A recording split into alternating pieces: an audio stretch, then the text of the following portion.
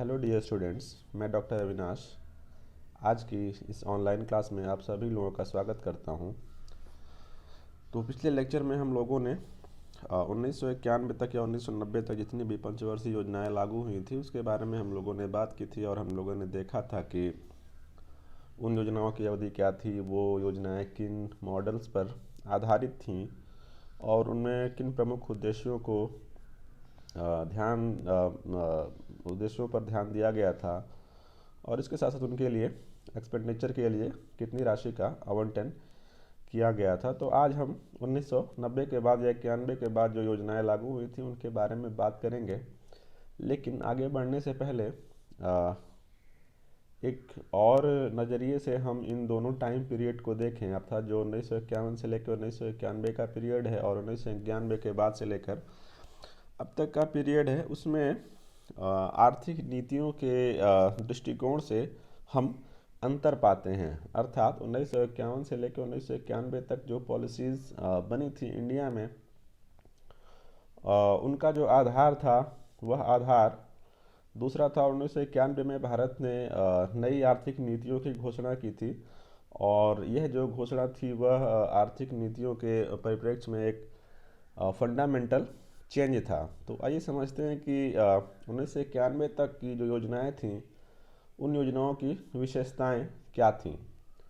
तो जो पंचवर्षीय योजनाएं 1991 से पहले लागू की गई थी उनके पीछे सबसे प्रमुख उद्देश्य था कि जो विभिन्न युद्धों के कारण भारतीय अर्थव्यवस्था को क्षति पहुंची है, तो इसलिए अर्थव्यवस्था के पुनर्निर्माण पर ध्यान देना और इसके साथ साथ जो आधारभूत संरचना है जिसको कि हम इंफ्रास्ट्रक्चर भी कहते हैं, उसके विकास पर विशेष बल दिया गया। और इसके अलावा इसी काल में औद्योगिकरण पर भी विशेष जोर दिया गया और इस काल की सबसे प्रमुख विशेषता है कि इस काल में सार्वजनिक क्षेत्र पर ज़्यादा ध्यान दिया गया, अर्थात जो सरकारी क्षेत्र था उसकी भूमिका आर्थिक विकास में बहुत अधिक थी और जो निजी क्षेत्र था उस निजी क्षेत्र का जो विकास था वो बहुत नियमित तरीके से और नियंत्रण के साथ हो रहा था। तो निजी क्षेत्र में जो उद्यम काम करते थे उनको रेगुलेट करने के लिए, उनको कंट्रोल करने के लिए विभिन्न प्रकार के कानून बने हुए थे, जैसे कि औद्योगिक विकास व नियमन कानून जो 1948 में पास हुआ था। तो उसके तहत यह मैंडेटरी था कि कोई भी उद्योग यदि स्थापित करना चाहता है तो उसके लिए सबसे पहले उसे सरकार से लाइसेंस लेना पड़ेगा। इसके अलावा एक और एक्ट था, मैं बता दूं जानकारी के लिए, जिसको हम MRTP एक्ट 1969 के रूप में जानते हैं। तो ये सब विभिन्न कानूनों के माध्यम से जो निजी क्षेत्र का विकास था उसको प्रतिबंधित किया गया था, उसको रेगुलेट किया गया था। और इसके अलावा इस टाइम पीरियड में जो विदेशी पूंजी थी, जो फॉरेन कैपिटल था, उस पर प्रतिबंध था, अर्थात कोई भी जो विदेशी निवेशक है वह भारत में निवेश नहीं कर सकता था और इसके लिए भी तमाम तरीके के प्रावधान बनाए गए थे। इसके अलावा इस काल में लघु उद्योगों और कृषि उत्पादन पर जोर दिया गया था और साथ साथ सामाजिक न्याय के साथ विकास करने पर भी ध्यान दिया गया और पिछड़े क्षेत्रों के विकास को भी सुनिश्चित करने के लिए प्रयास किए गए। अब इतना समझने के बाद आइए देखते हैं कि 1991 में ऐसे कौन कौन से परिवर्तन किए गए। तो 1991 में जो आर्थिक सुधारों की घोषणा की गई थी तो उनको एक प्रकार के उदारवादी विकास की रणनीति कहा गया। तो आइए समझते हैं कि उस जो उदारवादी विकास की रणनीति थी उसमें मुख्य तौर पर कौन कौन से फैसले लिए गए। तो 1991 में नियमन व नियंत्रण की रणनीति के स्थान पर उदारीकरण, निजीकरण और वैश्वीकरण पर जोर दिया गया। तो आइए समझते हैं कि इन तीनों शब्दों का संक्षेप में आशय क्या होता है। तो उदारीकरण, जिसको कि हम लिबरलाइजेशन भी कहते हैं, तो इसका अर्थ होता है कि नियामकों तथा नियंत्रणों के संबंध में उदार होना।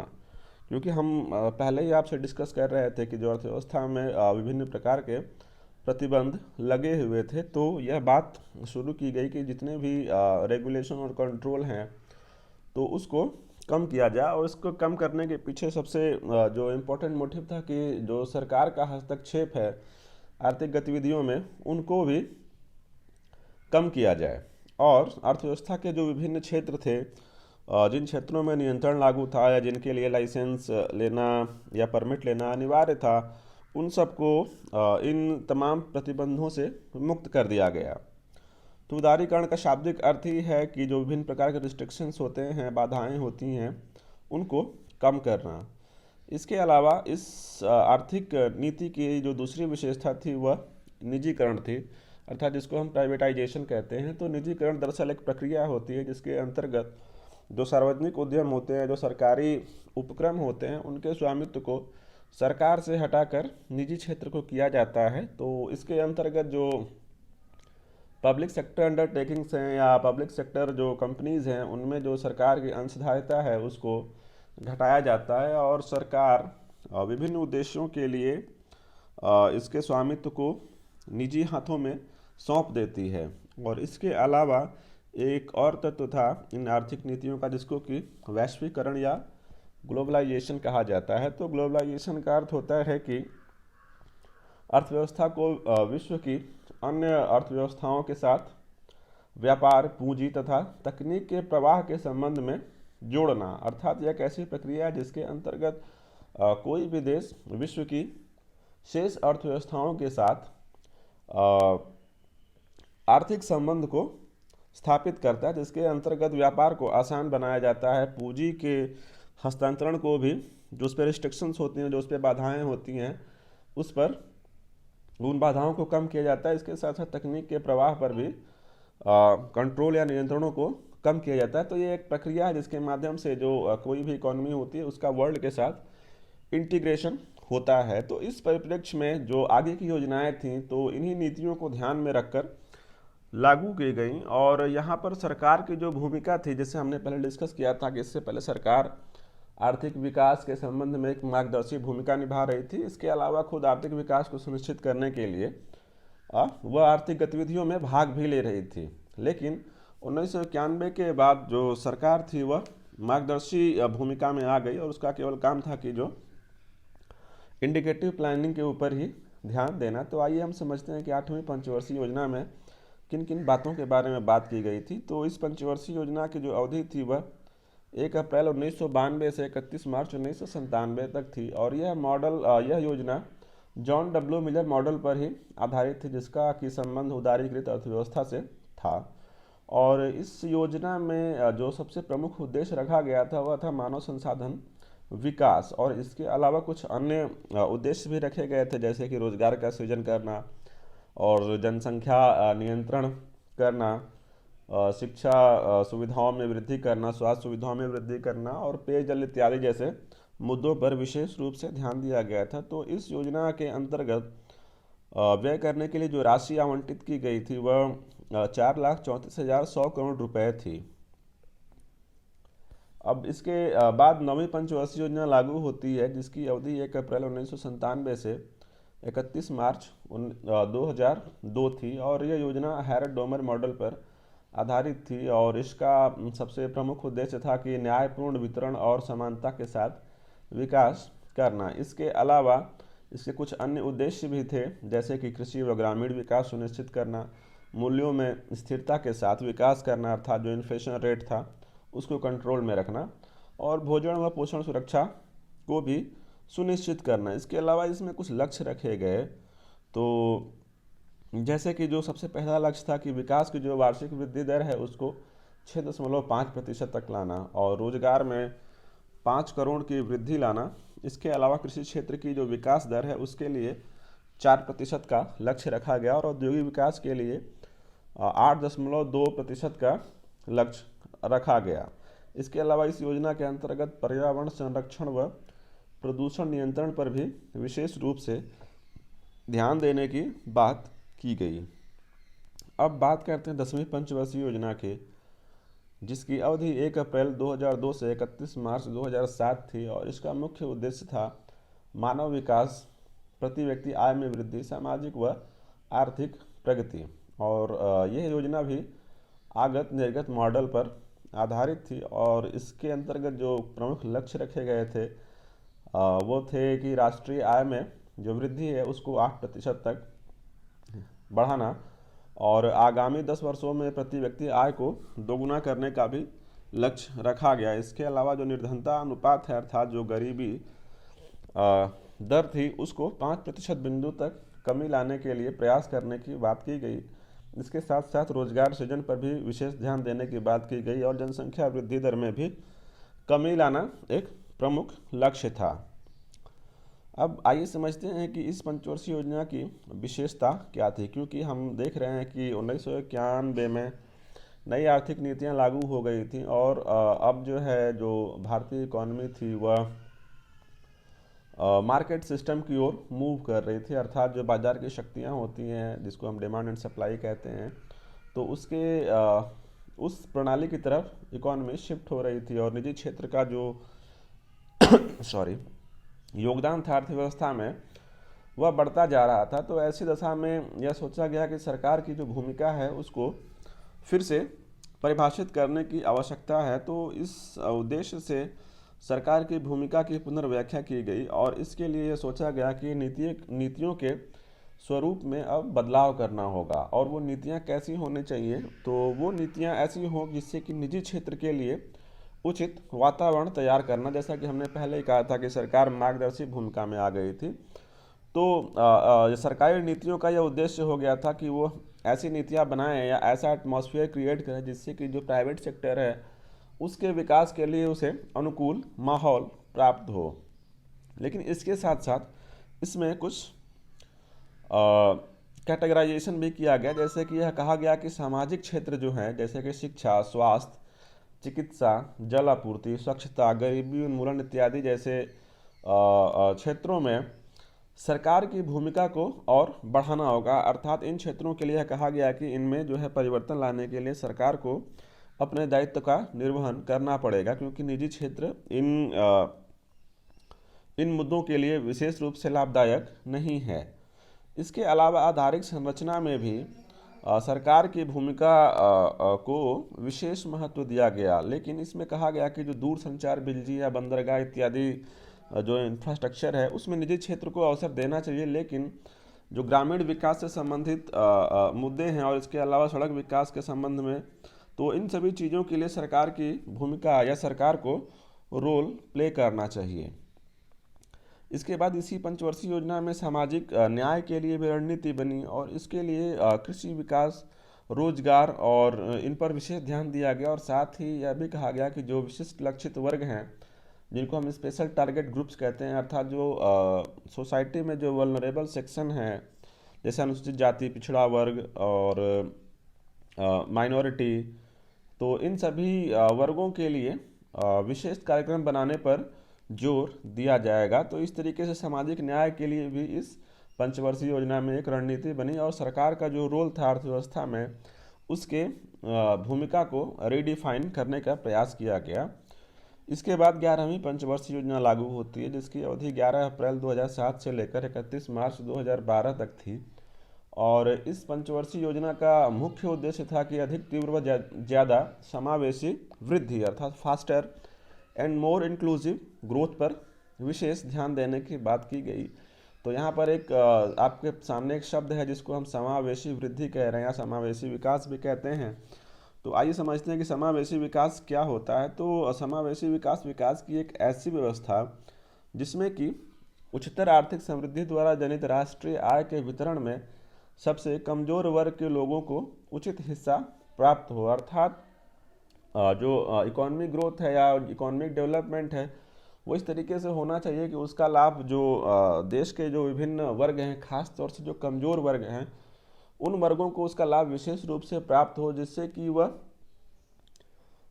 आत्मनिर्भर बनके और खुद ही विकास की प्रक्रिया में अपना योगदान दे। अर्थात यह प्रक्रिया एक ऐसी है जिसके माध्यम से जो कमज़ोर वर्ग होते हैं उनको विकास की मुख्य धारा से जोड़ने का प्रयास किया जाता है। और इसके कुछ महत्वपूर्ण घटक होते हैं जिनके माध्यम से हम समावेशी विकास को सुनिश्चित कर सकते हैं, जैसे कि गरीबी और बेरोजगारी के निवारण से ही समावेशी विकास संभव हो सकता है। इसके अलावा सबसे जो प्रमुख इसका घटक है वह है कि यदि आय व संपत्ति के वितरण में विषमता में कमी लाई जाए तो समावेशी विकास को सुनिश्चित किया जा सकता है। इसके अलावा शिक्षा का विस्तार करना, स्वास्थ्य सेवाओं का विस्तार करना, गरीब तथा कमज़ोर वर्गों को विकास की मुख्य धारा से जोड़ने जैसी जो स्ट्रेटजीज़ हैं वो समावेशी विकास को सुनिश्चित करती हैं, ताकि जो ग्रोथ हो रही है, जो नेशनल इनकम में वृद्धि हो रही है, उसका बेनिफिट सबको समान रूप से हो, और विशेष रूप से जो लोग अब तक विकास की प्रक्रिया से बाहर रह गए थे, जिनको कोई लाभ नहीं मिला था,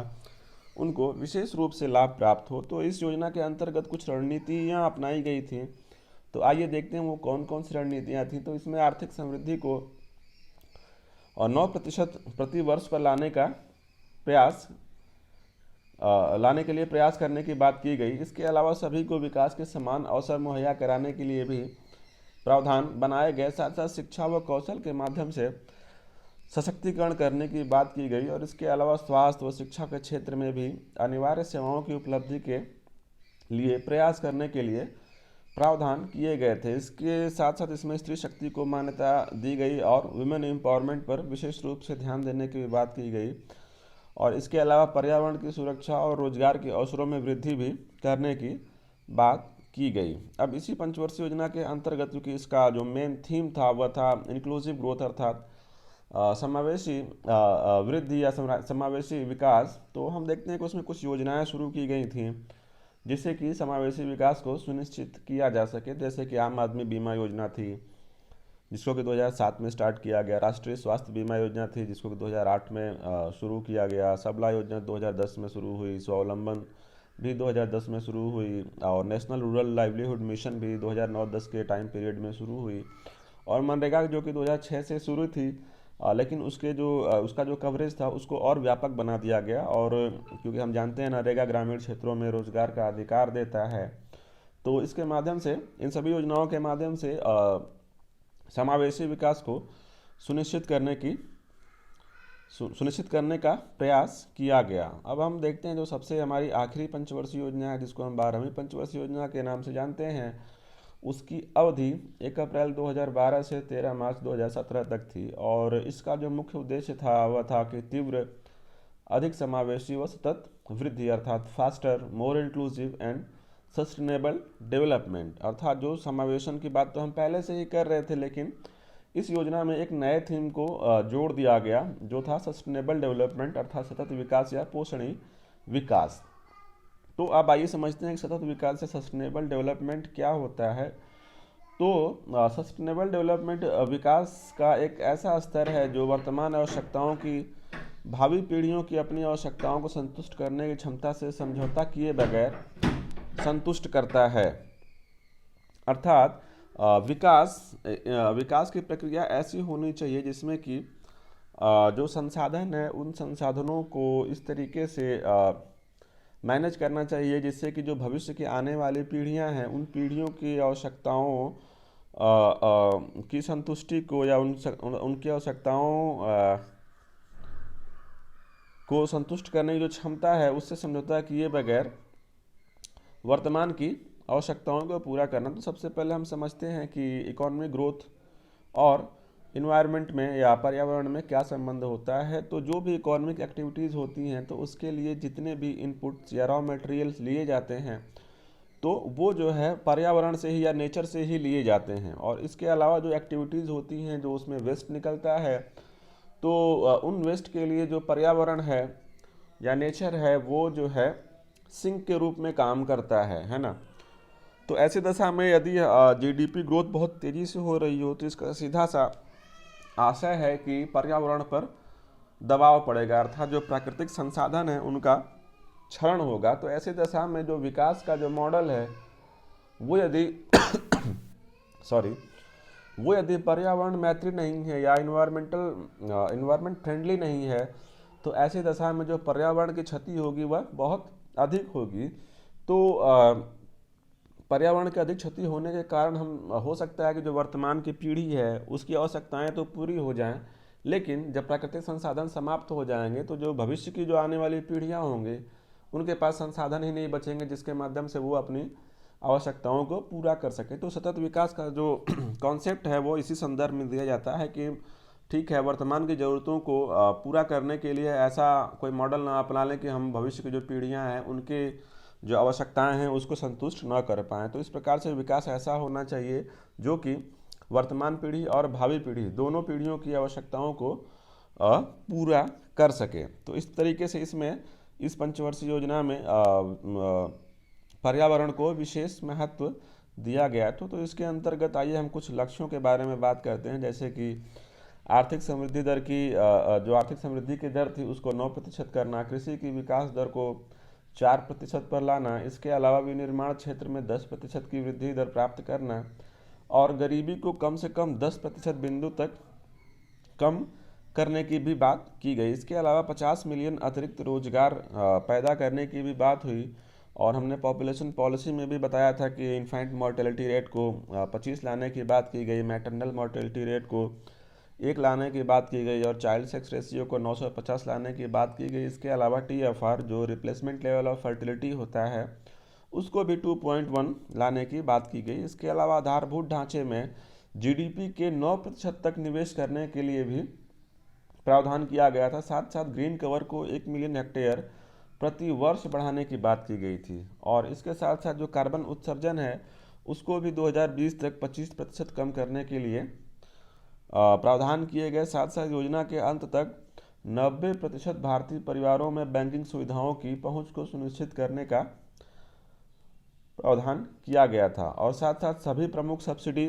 व जो कल्याणकारी योजनाएं थी उनमें प्रत्यक्ष लाभ हस्तांतरण अर्थात जो डायरेक्ट बेनिफिट ट्रांसफर जिसको DBT मॉडल भी कहते हैं उसको लागू करने की बात की गई। तो इस तरीके से हमारे देश में अब तक 12 पंचवर्षीय योजनाएं लागू हो गई थी और जो पंचवर्षीय योजनाएं थी वो सबसे आखिरी योजना थी 12वीं पंचवर्षीय योजना। उसके बाद भारत सरकार ने यह निर्णय लिया कि अब 5 वर्ष की जो योजनाएं थीं अब उन योजनाओं को लागू नहीं किया जाएगा। इसके स्थान पर नीति आयोग को एक नए सिस्टम पर काम करने के लिए, एक नया सिस्टम डेवलप करने के लिए सरकार द्वारा निर्देश दिया गया, जिसके अंतर्गत नीति आयोग ने अब नियोजन की प्रक्रिया में एक परिवर्तन किया गया और इस परिवर्तन के अंतर्गत एक पंचवर्षीय योजना के स्थान पर 3 योजनाओं द्वारा विकास को सुनिश्चित करने के लिए बात की गई है। तो आइए हम देखते हैं कि ये 3 योजनाएं किस प्रकार से रहेंगी, उनका स्ट्रक्चर कैसा होगा।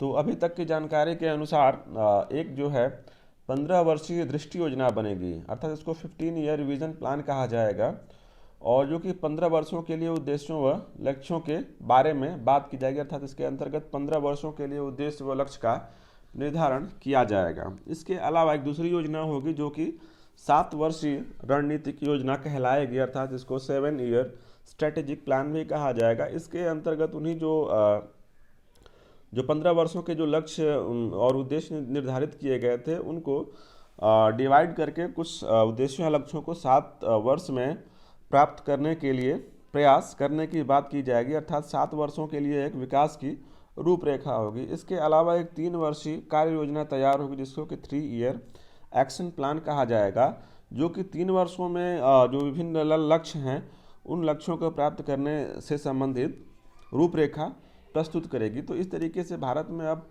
5 वर्षीय योजना का जो मॉडल था उस मॉडल को समाप्त कर दिया गया और इसके स्थान पर नीति आयोग ने एक 3 योजनाओं के द्वारा विकास को प्रोत्साहित करने का मॉडल इंट्रोड्यूस किया है। तो आज का ये लेक्चर यहीं पर समाप्त होता है। जल्दी आपसे मिलते हैं एक नए लेक्चर के साथ। Thank you.